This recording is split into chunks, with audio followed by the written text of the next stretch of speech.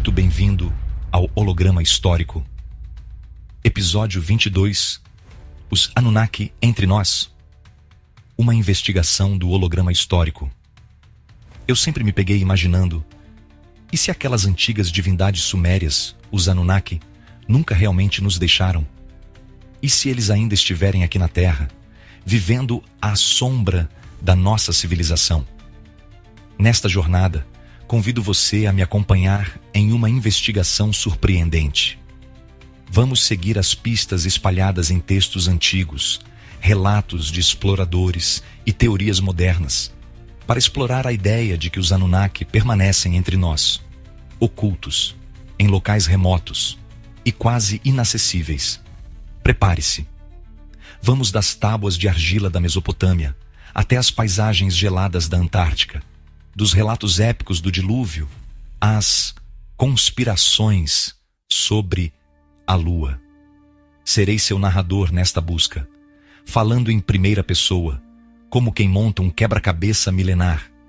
E no final, caberá a você decidir se tudo isso é mera ficção conspiratória, ou se pode haver um fundo de verdade por trás dos mitos. Desde os primórdios, a humanidade registrou em mitos e escrituras eventos cataclísmicos e a relação conflituosa com os deuses.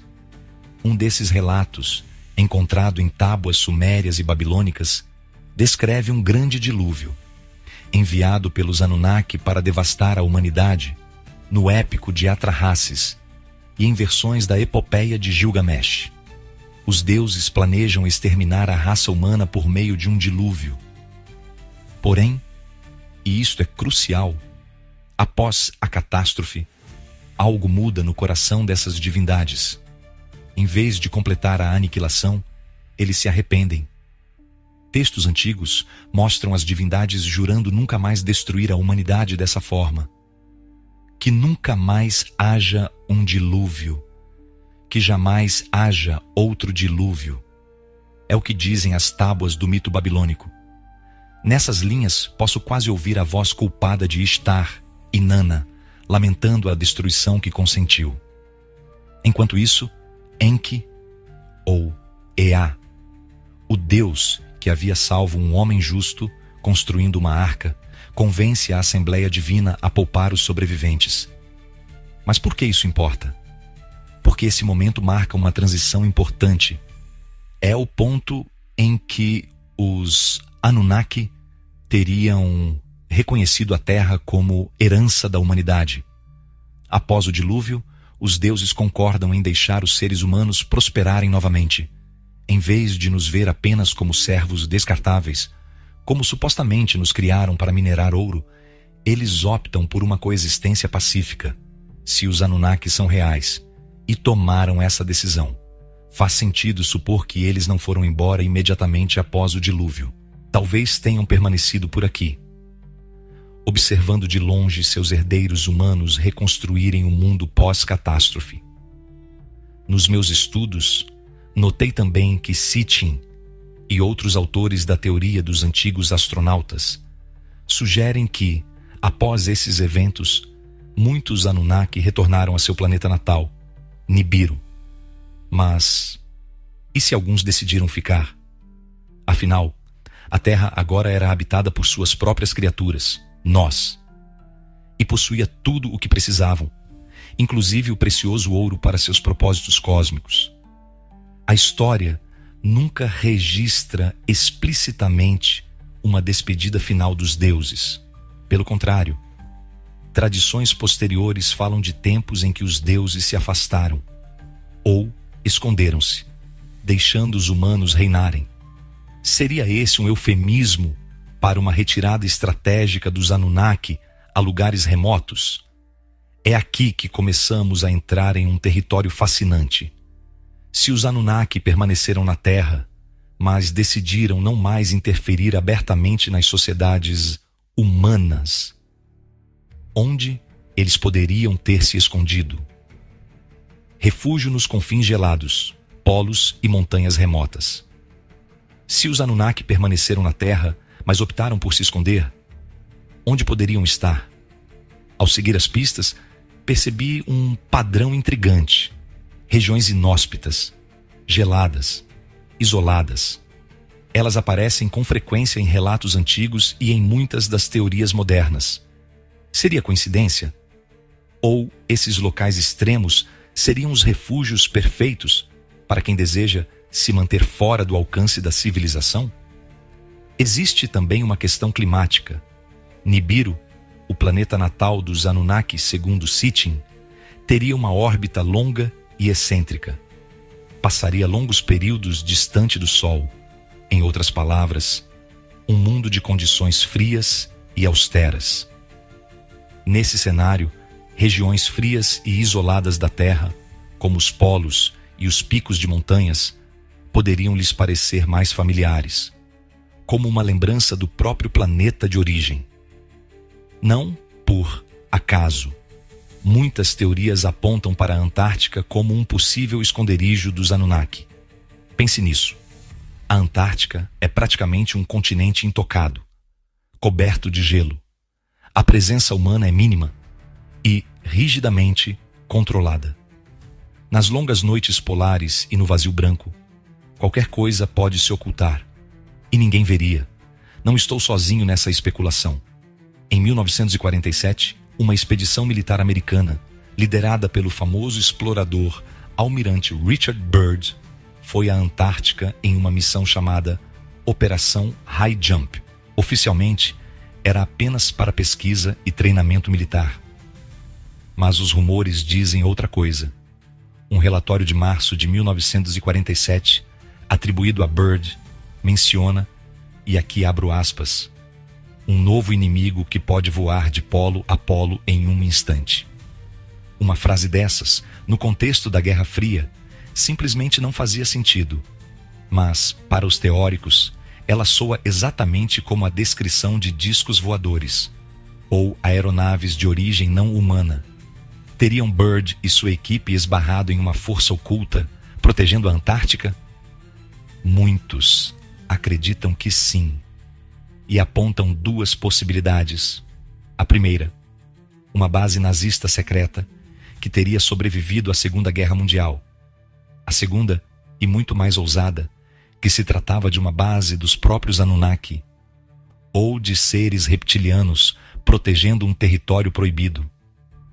Fato é que a Operação High Jump foi encurtada, de forma inesperada. Alegadamente, houve perdas de aviões e até vidas. E um periódico chileno chegou a registrar a fala de Byrd, alertando que os Estados Unidos deveriam se preparar para ser atacados por objetos capazes de cruzar os polos com velocidade absurda. O que quer que isso signifique, alimenta até hoje as teorias de uma presença não humana na Antártica. E não para por aí. Exploradores de diversas épocas relatam experiências estranhas nas regiões polares, sensações de estar sendo observados, presenças invisíveis, companhias misteriosas que os seguiam no gelo. O próprio Ernest Shackleton, em sua travessia pela Geórgia do Sul em 1916, mencionou algo curioso. Ele sentia que havia um terceiro homem com ele, como se alguém invisível os acompanhasse o tempo todo. Seriam alucinações causadas pelo isolamento extremo? Ou será que havia mesmo algo ali? Essa sensação de estar sendo vigiado, descrita por vários exploradores, é recorrente. Algo parecia estar observando. A Antártica é o refúgio perfeito, e não apenas por sua geografia. Existe um tratado internacional que proíbe a exploração da Antártica. Não se pode morar lá, nem explorar seus recursos. Para os cientistas, isso é preservação. Para os teóricos, é conveniência. Seria essa uma forma de manter os curiosos afastados? De proteger um segredo enterrado sob o gelo? Pense nisso. A Antártica parece um planeta de gelo da ficção científica. Ela não é secreta, mas é tão inacessível que sua realidade permanece envolta em neblina. E essa neblina alimenta o mistério. Outro detalhe que me chamou a atenção foi a figura da deusa Ninmah, também conhecida como Ninhursag. Nos textos sumérios, Ninmah está associada às montanhas. Seu nome significa, literalmente, Senhora da Montanha Sagrada. Algumas tradições sugerem que, após os conflitos entre os deuses, Ninmah se isolou. Ela teria se retirado para longe, para as altas terras. Poderia ser apenas uma metáfora, ou seria a descrição literal de um membro dos Anunnaki escolhendo viver recluso? Nas montanhas, nos confins da terra, ela era cultuada no alto de colinas e acreditavam que presidia a fertilidade das terras altas. Talvez essa tradição seja o eco de uma presença real, oculta em algum pico remoto. Seria no Himalaia? Nos Andes? Não sabemos, mas as montanhas, assim como os polos, guardam seus mistérios. Recapitulando, se os Anunnaki ainda estão entre nós, faz sentido que prefiram lugares como a Antártica, o Ártico ou as cordilheiras mais isoladas do mundo. Ambientes frios, remotos, sem multidões, sem radares, silenciosos o bastante para esconder uma presença antiga e poderosa. E, se alguém ousar se aproximar, talvez existam guardiões ou defesas invisíveis para proteger o segredo. Guardiões lendários, o enigma do Pé Grande. Se os Anunnaki realmente decidiram se esconder, como garantiriam que ninguém encontrasse seus esconderijos? É aqui que entramos em um terreno curioso, folclórico, talvez, mas não menos intrigante. Pense nas criaturas lendárias que povoam as florestas e montanhas do nosso mundo. Gigantes peludos, hominídeos misteriosos, esquivos, inatingíveis, assustadores. Estou falando do Pé Grande, do Yeti, do Almasti, do Mapinguari. Seres vistos em áreas remotas, de difícil acesso, e que, por gerações, têm alimentado relatos e avistamentos. A pergunta que surge é simples. E se essas criaturas não forem apenas mitos? E se forem criações deliberadas? Poderiam ser guardiões deixados pelos próprios Anunnaki? Pode soar exagerado, mas vamos pesar as coincidências. O Pé Grande, ou Sasquatch, é descrito como um hominídeo alto, coberto de pelos, que habita florestas densas e montanhas isoladas. Sempre esquivo, raramente visto, mas o suficiente para assustar e afastar os curiosos. Agora imagine, se você fosse um Anunnaki tentando proteger a entrada secreta de uma base nas montanhas do Canadá, o que faria? Talvez criasse ou treinasse algo que pudesse agir como dissuasor natural, algo como um monstro. E é exatamente isso que algumas teorias sugerem. Alguns pesquisadores do mistério propõem que o Pé Grande poderia ser uma criação bioengenheirada, um ser adaptado para a Terra, treinado para vigiar certas áreas, quase como um soldado, um cão de guarda ancestral.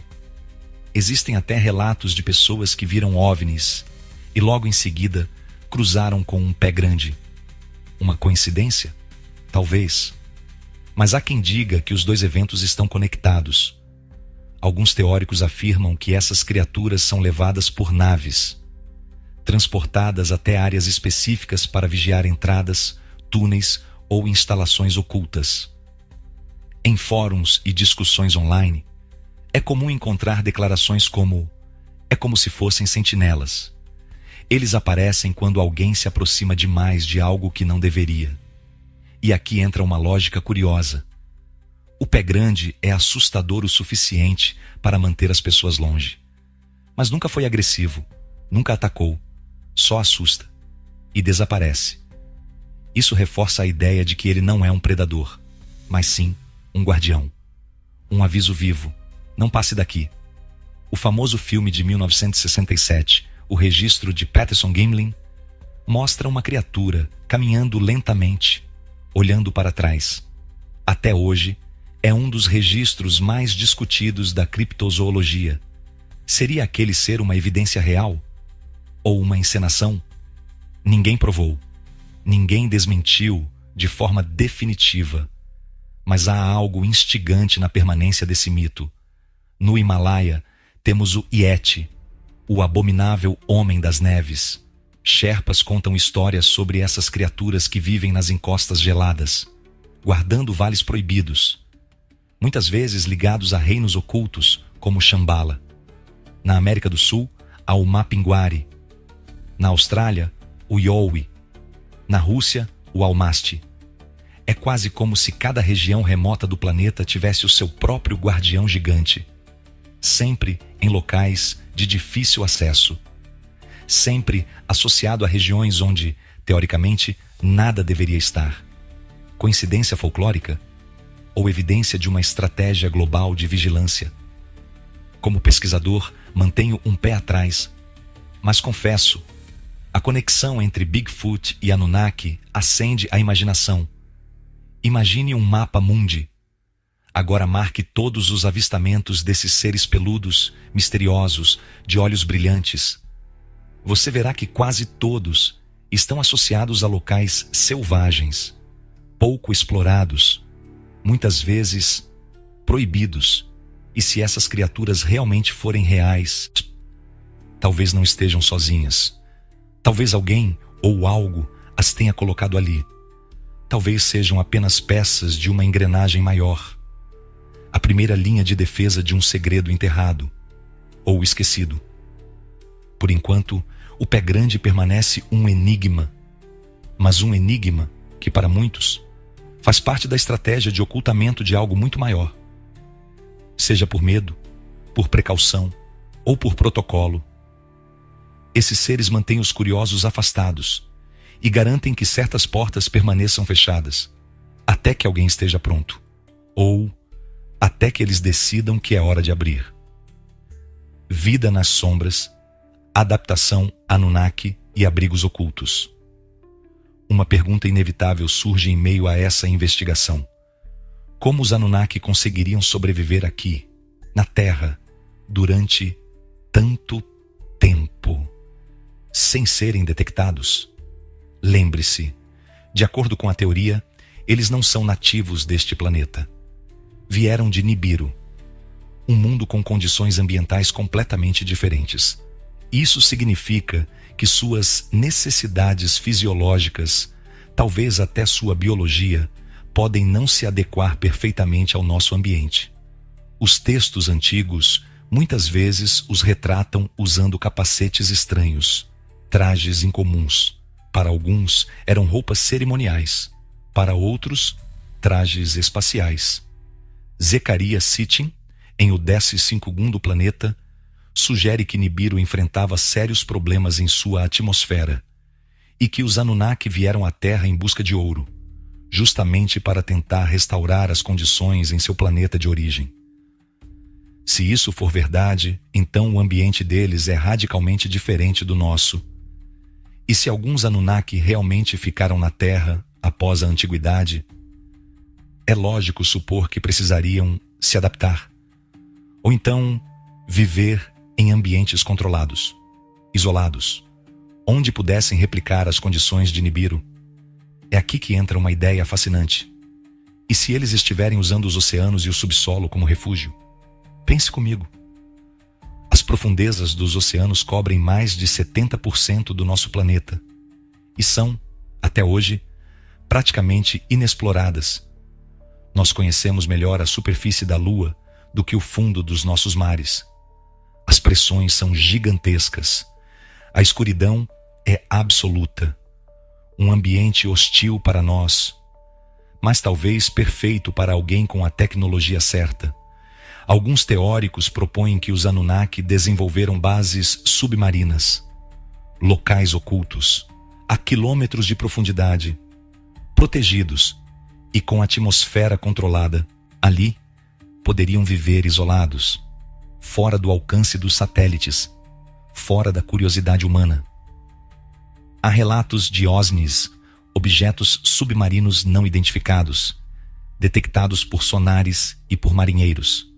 Coisas que se movem com velocidade absurda debaixo d'água e que às vezes emergem em rompantes luminosos, como se fossem naves. Um dos casos mais clássicos envolve a costa de Porto Rico. Navios da Marinha relataram luzes no fundo do mar. Tentaram seguir. Nada conseguiram. Outro caso famoso, o Lago Baikal, na Rússia. Mergulhadores soviéticos teriam visto seres humanoides submersos, altos, vestidos com algo semelhante a trajes espaciais. Eles estavam em atividade e depois desapareceram. Seriam evidências de bases submersas? Seriam Anunnaki adaptados ao meio aquático? Na tradição suméria, o deus Enki, também chamado de Ea, era senhor do Abzu. O Abzu era descrito como o domínio das águas profundas, ou o subterrâneo aquático. Alguns estudiosos modernos sugerem que Abzu pode ter sido o nome de uma base submarina, um local onde Enki e sua linhagem permaneceram, criando um ambiente artificial, totalmente controlado. E não para por aí. Outra teoria sugere que, além das profundezas marinhas, os Anunnaki também usaram cavernas e túneis subterrâneos, montanhas, calotas polares, regiões onde poderiam esculpir complexos secretos, invisíveis à superfície. Quantas histórias você já ouviu sobre cidades subterrâneas, Agartha, Shambhala, mundos ocultos sob nossos pés? Seriam metáforas ou indícios reais de uma presença antiga, escondida? Existem cavernas gigantes no Vietnã, na América do Sul, na Ásia Central, cavernas com a altura suficiente para conter arranha-céus, muitas delas ainda inexploradas. Se uma civilização com tecnologia avançada desejasse se esconder, seria o lugar ideal.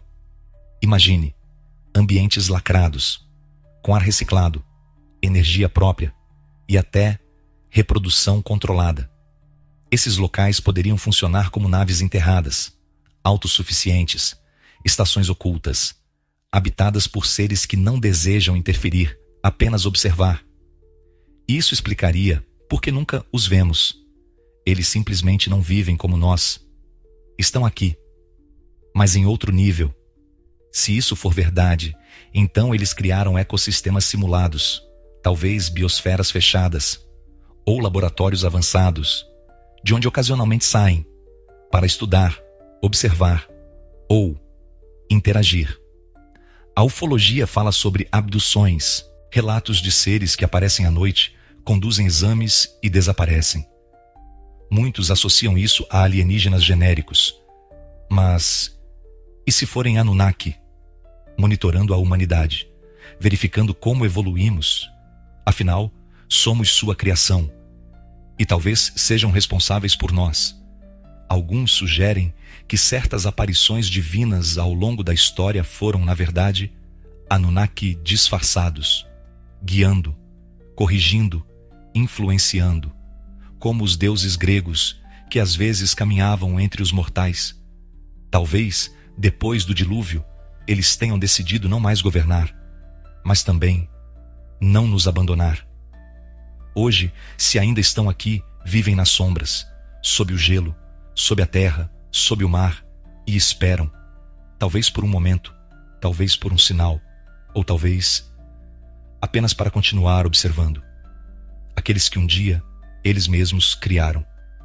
A Lua, posto de observação, silencioso. Até agora seguimos uma trilha que nos levou da superfície da Terra aos seus extremos ocultos. Mas e se o esconderijo mais estratégico dos Anunnaki não estiver aqui embaixo? E se ele estiver acima de nós? Olhe para o céu. A Lua está lá, silenciosa, imutável, nos observando todas as noites. Você já se perguntou por que nunca mais voltamos com seres humanos à Lua, depois das missões Apollo nos anos 1960 e 70? A resposta oficial é simples. Corte de verbas, mudança de prioridades. Era caro, e os Estados Unidos já haviam vencido a corrida espacial. Mas, para os teóricos da conspiração, existe outra explicação. A Lua teria sido ocupada, utilizada como base de observação e controle da humanidade por inteligências extraterrestres, possivelmente os próprios Anunnaki, e eles teriam deixado um aviso claro: vocês não devem voltar. Essa teoria é conhecida como a quarentena lunar. Após a missão Apollo 17 em 1972, nenhuma outra missão tripulada voltou à Lua, e para alguns isso é suspeito demais. Por que desistir de algo tão grandioso, tão histórico, tão próximo? Há alegações de que os astronautas encontraram evidências de vida alienígena na Lua, naves, estruturas, até mesmo seres. Supostamente Neil Armstrong e Buzz Aldrin teriam avistado luzes nas crateras, objetos enormes, observando sua movimentação. Um deles teria se comunicado com a base, usando um código. Santa Claus está aqui, referindo-se a uma presença não humana ao lado do módulo. Isso nunca foi confirmado oficialmente, mas se tornou parte da mitologia em torno das missões lunares. Alguns teóricos apontam para fotografias feitas durante a Apollo 17, imagens que mostrariam formas geométricas no solo lunar, supostas ruínas, supostas máquinas. Em 1976, uma missão não tripulada da União Soviética, a Luna 24, coletou amostras de solo em Mare Crisium. Alguns afirmam que ela captou sinais anômalos e que os soviéticos, ao perceberem o que havia lá, recuaram silenciosamente. O mais curioso é o silêncio. A Lua está ao nosso alcance, mas ninguém voltou a andar por lá por mais de 50 anos. Seria apenas desinteresse? Ou há algo, ou alguém, impedindo o retorno? E existe mais. Em 1998, durante a missão STS-88 da NASA, foi fotografado um estranho objeto em órbita da Terra. Um corpo escuro, irregular, batizado popularmente como o Satélite Cavaleiro Negro. A NASA afirmou que era apenas um cobertor térmico perdido, mas muitos acreditam que seja uma sonda alienígena, talvez deixada pelos próprios Anunnaki, observando a Terra.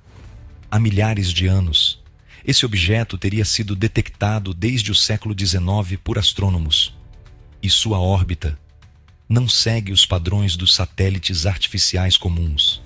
Se isso for verdade, a Lua seria o posto avançado perfeito. Ela está sempre com a mesma face voltada para a Terra, ou seja, a outra metade, o lado oculto, jamais é vista da superfície. Uma base ali poderia operar sem ser detectada, enviar sinais, controlar sondas, observar, sem ser vista. É interessante lembrar que muitas culturas antigas associavam a Lua a deuses, a entidades guardiãs, a presenças misteriosas que vigiavam o mundo à noite. Seriam apenas mitos?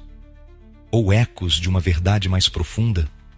E se os Anunnaki usaram a Lua como base de vigilância desde os primórdios? E se ainda estão lá? Podem ter observado o surgimento das civilizações, o crescimento das cidades, as guerras, as religiões, os saltos tecnológicos, as crises e os milagres, tudo visto de cima, silenciosamente. E, se existe mesmo uma proibição lunar, ela pode estar ligada a isso. Talvez ao pisarmos lá, tenhamos invadido algo que não nos pertence. Talvez tenhamos sido avisados e recuamos. Claro, a ciência tem suas explicações. Segundo os especialistas, a pausa nas missões se deve ao alto custo, à falta de interesse público e ao foco em projetos mais acessíveis, como a estação espacial.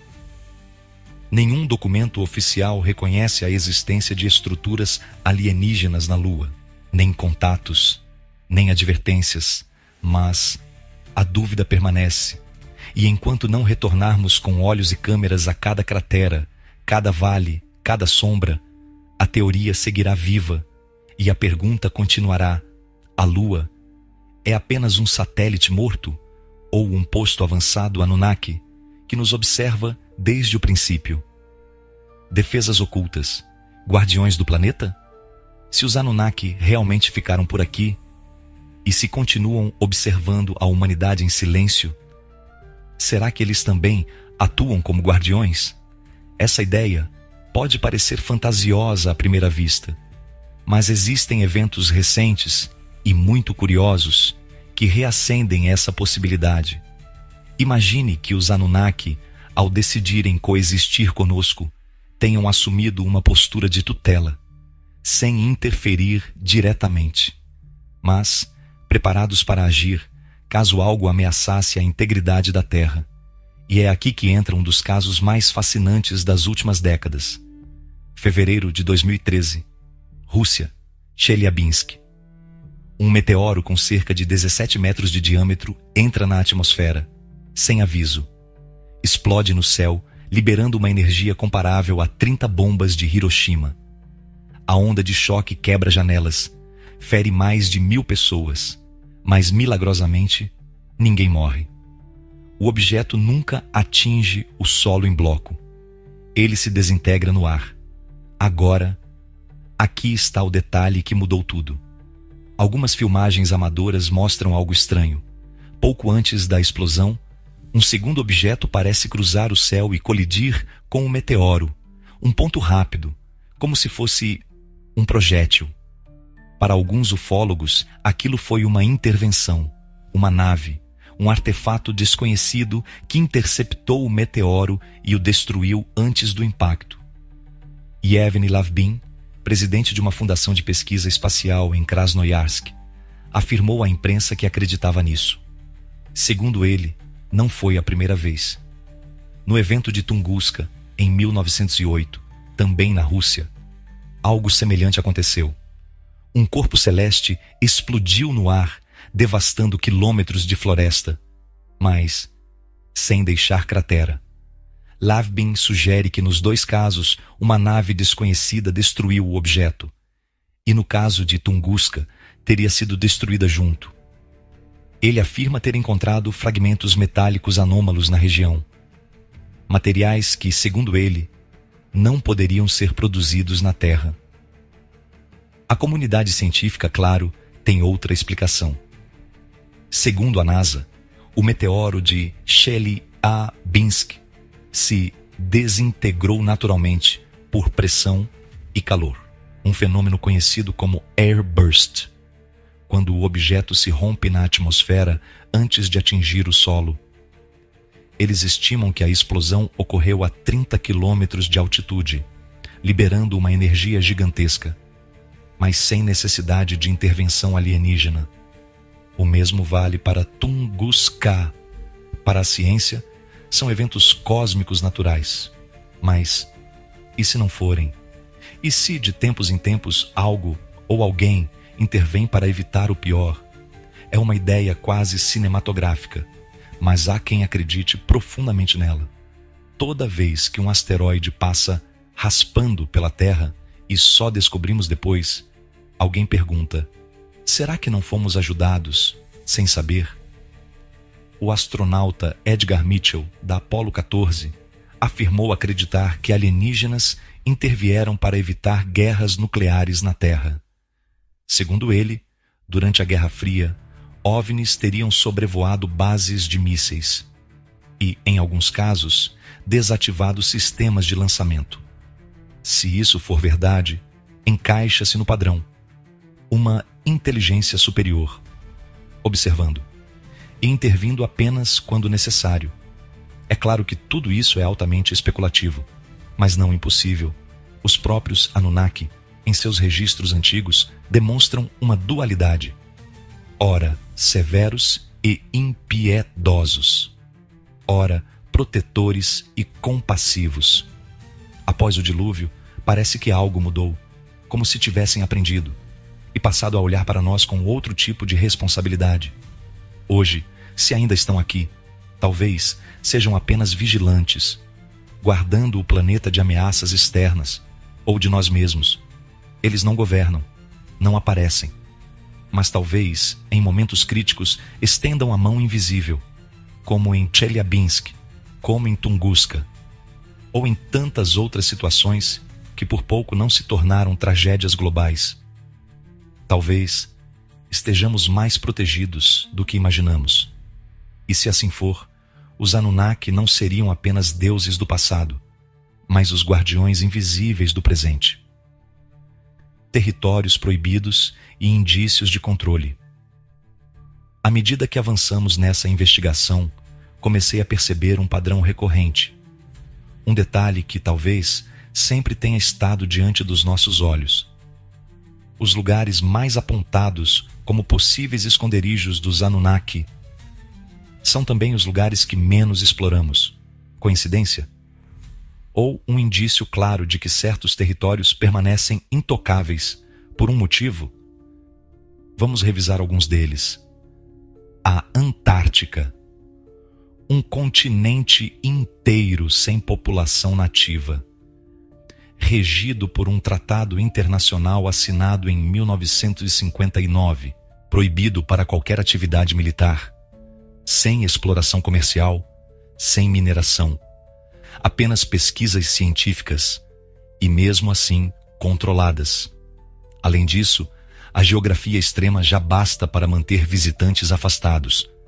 Temperaturas de até 80 graus negativos, ventos cortantes, meses de escuridão e um terreno coberto por quilômetros de gelo. Resultado? Um mundo à parte. As bases humanas estão restritas às áreas costeiras. O interior permanece quase intocado. Satélites mapeiam a região. Mas há quem diga que nem tudo é mostrado. Alguns teóricos afirmam que certas regiões da Antártica aparecem borradas ou ocultas nos mapas digitais. Sombras estranhas, formas piramidais em montanhas, supostas entradas ocultas. Para os geólogos, são apenas formações naturais, mas para os conspiracionistas, são sinais de algo enterrado ou escondido. E há mais, a Lua, nosso satélite natural. Apenas 12 seres humanos caminharam sobre ela. E isso aconteceu entre 1969 e 1972. Desde então, silêncio. Nenhuma nova missão tripulada, apenas sondas, robôs, imagens distantes. Se há uma base no lado oculto da Lua, ela segue fora do nosso alcance visual. As teorias sobre a proibição lunar já foram mencionadas, mas o ponto central permanece. Por que tanta distância, por tanto tempo? E agora, ampliando ainda mais nosso olhar, surgem outros locais misteriosos, as cordilheiras do Himalaia e o Planalto do Tibete. Regiões isoladas, cobertas de lendas sobre reinos ocultos. Shambhala, Agartha, cidades subterrâneas, mundos interiores, habitados por seres antigos. Alguns descritos como semideuses. Seriam metáforas esotéricas ou lembranças cifradas de bases Anunnaki nas montanhas? Na América do Sul, cavernas como a Cueva de Los Tayos, no Equador, foram exploradas por nomes como Juan Moritz e Erich von Däniken. Eles relataram estruturas metálicas, escrituras desconhecidas e, claro, teorias sobre instalações subterrâneas milenares. Nada foi oficialmente comprovado, mas os relatos permanecem. E não podemos esquecer o Triângulo das Bermudas, uma zona de desaparecimentos misteriosos. Navios, aviões, sinais eletrônicos, sumindo sem explicação. A ciência aponta causas naturais, correntes oceânicas, gases liberados do fundo do mar. Mas, e se houver algo mais? Alguns sugerem que ali exista uma base submersa, controlada por inteligências antigas, possivelmente os próprios Anunnaki, uma zona proibida, onde quem entra pode não sair. Esses territórios, Antártica, Lua, montanhas, cavernas, oceanos, têm algo em comum. São difíceis de alcançar, pouco explorados, cercados de restrições, lendas e silêncio. E em todos eles há rumores de presença, de observação, de controle. Seriam juntos uma rede estratégica? Uma rede de vigilância e proteção construída pelos Anunnaki? Talvez. Talvez não seja por acaso que os locais mais afastados da humanidade sejam também os mais temidos e os menos tocados. Talvez existam portões, e quem se aproxima demais encontra barreiras invisíveis ou guardiões, até que um dia, se for permitido, esses segredos venham à luz. O mapa do mistério. Comparando teorias e evidências. Depois de cruzar tantas histórias, tradições, relatos e suposições, me vi diante de um desafio. Como separar o que é apenas crença do que pode ser uma possibilidade real?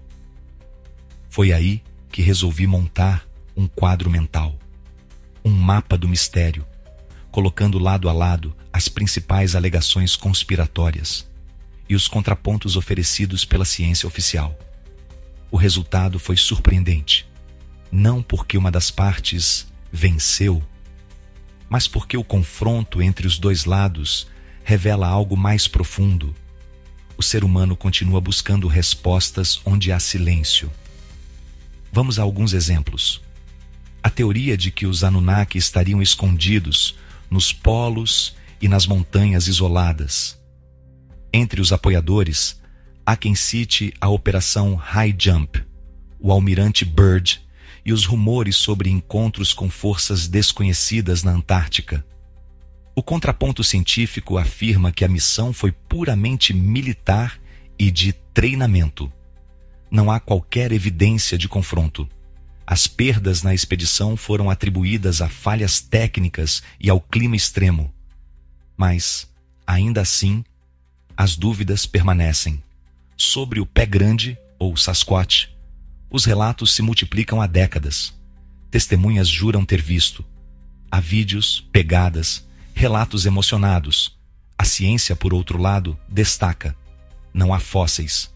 Nenhum DNA confirmado. Nenhuma prova física definitiva. A maioria dos registros pode ser fraude ou erro de interpretação. Mas o mito não desaparece.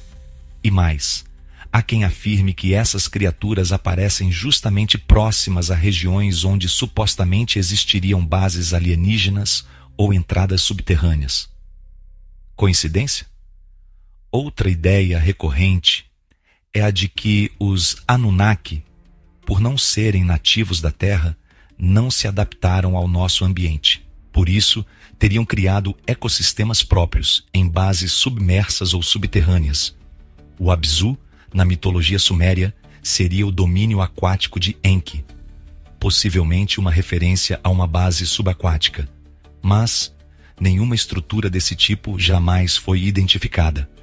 As teorias sobre OSMIs, objetos submarinos não identificados, são intrigantes, mas carecem de comprovação técnica. Sonar, radar, imagens, nada conclusivo. Na Lua, como já discutimos, existem alegações de que os astronautas das missões Apollo teriam encontrado sinais de uma presença alienígena. Relatos de luzes, sombras, mensagens codificadas e até mesmo ruínas. A NASA, por sua vez, nega tudo, aponta razões econômicas e políticas para a interrupção do programa e afirma que nunca encontrou qualquer estrutura artificial por lá. Por fim, temos os eventos cósmicos, como o meteoro de Chelyabinsk e o famoso caso de Tunguska. Alguns afirmam que houve intervenção de forças desconhecidas para evitar tragédias maiores. Naves, disparos, fragmentos metálicos incomuns. A ciência explica com física atmosférica, airburst, explosões no ar causadas pela pressão e temperatura. Tudo natural, nada sobrenatural. Mas por que tanta coisa parece acontecer por pouco? Como se algo nos protegesse, mas sem se mostrar. Esse quadro comparativo me leva a uma conclusão incômoda e fascinante. Para cada explicação científica, existe uma contranarrativa carregada de simbolismo, história e fé. Isso não significa que os conspiracionistas estejam certos, mas também não significa que estejam completamente errados. Muitas das descobertas mais importantes da história começaram com perguntas absurdas ou com ideias ridicularizadas. As viagens marítimas, a existência de outros planetas, o fundo dos oceanos, a própria ideia de que bactérias causam doenças. Tudo isso, um dia, foi visto como loucura. Hoje, são fatos. E talvez, apenas talvez, estejamos diante de mais um desses casos. Talvez os mitos sejam apenas verdades mal contadas, ou histórias que ainda não conseguimos comprovar. mas que continuam nos assombrando. Os observadores silenciosos. Chegamos ao fim desta longa jornada. E que jornada foi? Percorremos mitos sumérios de milhares de anos, exploramos relatos históricos, viajamos por teorias modernas e contrastamos tudo isso com as explicações da ciência. O quadro que se forma é, ao mesmo tempo, fascinante e nebuloso. Uma terra possivelmente coabitada, em suas franjas mais distantes, por antigos visitantes. Seres que um dia foram adorados como deuses e que hoje, talvez, sejam apenas observadores. Como narrador e pesquisador, confesso, me sinto caminhando sobre uma linha tênue entre a imaginação e a realidade. Por um lado, as conexões que exploramos são sedutoras. Anunnaki, Antártica, Pé Grande, Lua, meteoros, formam uma teia tão intrigante que é difícil acreditar que seja pura coincidência. A ideia de que existe um acordo tácito, milenar, entre esses antigos deuses e a humanidade, uma espécie de pacto silencioso, é uma narrativa poderosa. Eles nos deixariam tocar a civilização, enquanto se retiram para as sombras, observando, protegendo talvez. Por outro lado, sou consciente de que ainda faltam evidências sólidas. Temos peças de um quebra-cabeça, mas não sabemos se todas pertencem ao mesmo jogo, ou se estamos, na verdade, misturando pinturas diferentes. Mesmo assim, há algo reconfortante nessa ideia. Pensar que talvez não estejamos sozinhos, que possa existir uma inteligência mais antiga, mais experiente, zelando para que não nos autodestruamos. É quase como imaginar anjos da guarda cósmicos, mas também há um outro lado. Se esses seres realmente estão por aqui e escolheram permanecer ocultos, o que aconteceria se alguém os encontrasse? Estariam dispostos ao diálogo ou à defesa? O fato é que até aqui nada foi revelado abertamente, e talvez seja exatamente isso o que eles desejam. Que sigamos em frente, que evoluamos, que cresçamos como espécie, até o dia em que estejamos prontos para reencontrá-los, não como servos, mas como iguais. Diversas culturas ao longo da história falam de deuses que se afastaram, de entidades que prometeram voltar, de presenças que observariam de longe, até que a hora chegasse. E se os Anunnaki forem apenas mais uma expressão dessa mesma história? Eles nos deixaram, mas nunca se foram. Seguem entre nós, ocultos, silenciosos, vigilantes, talvez esperando. Até onde vai o mistério? Enquanto refletia sobre tudo que foi apresentado, uma última pergunta ecoou na minha mente. Talvez a mais importante de todas. Até onde vai o mistério? Será que os Anunnaki são apenas mitos reinterpretados? Ou estamos à beira de descobrir que toda a nossa história foi apenas a superfície? É impossível saber com certeza. Mas uma coisa é certa: nosso mundo guarda segredos. Segredos que desafiam o que entendemos como realidade. Segredos enterrados sob o gelo, escondidos no mar, perdidos em cavernas ou orbitando silenciosamente acima de nós. E, por mais que a ciência avance, ainda há muito que ela não pode explicar. Lugares que não exploramos, relíquias que não compreendemos, experiências que não conseguimos provar, mas que persistem. Talvez um dia, uma expedição arqueológica encontre algo inegável, uma máquina ancestral, um corpo preservado em animação suspensa, ou um artefato que contenha as respostas que buscamos há milênios. Talvez uma nova missão à Lua registre ao vivo a presença de uma estrutura desconhecida, e tudo mude. Ou ainda, talvez só compreendamos a verdade diante de um evento global, um momento em que uma presença se revele, não mais por relatos, por sussurros ou símbolos, mas com clareza, com propósito, com impacto. Até lá, O que temos é o conhecimento antigo, os textos sumérios, os mitos, os relatos desconexos e a nossa própria curiosidade, a vontade de montar um quebra-cabeça cósmico que parece sempre estar com uma peça faltando. Mas essa é a beleza da investigação. Ela não exige certeza, exige abertura. Abertura para explorar, para questionar, para imaginar. E aqui, no holograma histórico, essa é a nossa missão. Olhar para o passado com os olhos do presente e enxergar as conexões que, talvez, sempre estiveram ali. Se os Anunnaki ainda estão por aqui, eles sabem que estamos procurando. Eles sabem que já não ignoramos sua presença nos mitos e que, pouco a pouco, o véu da história vai se levantando. Seja qual for a verdade, ela está próxima. E enquanto isso, seguimos atentos.